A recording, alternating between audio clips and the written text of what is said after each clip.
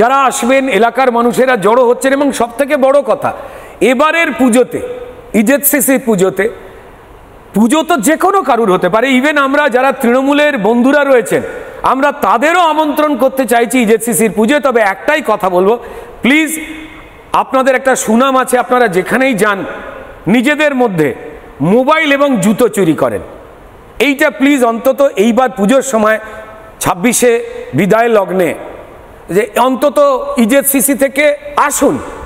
ভোগেরও বন্দোবস্ত করা আছে, আপনাদের মতো ঝাড়া মালপত্র দিয়ে নয়, ওই চাল ডাল একটু বেগুন ভাজা টাইপের যতটুকু হয়, আর লুচি আলুর দমের মতো, বা ওই সাদা আলুর তরকারি দিয়ে, একটু চামচ বা বাসনগুলো বাড়ি নিয়ে চলে যাবেন না, হ্যাঁ, কারণ খুব কষ্ট করে ইয়ে করা। আর জুতো যেন হাওয়াই চটি যদি পরে আসেন, হাওয়াই চটিটা পরেই বাড়ি যাবেন, অন্য কারো চামড়ার চটি কষ্ট করে কেনা এটা চাই না। কারণ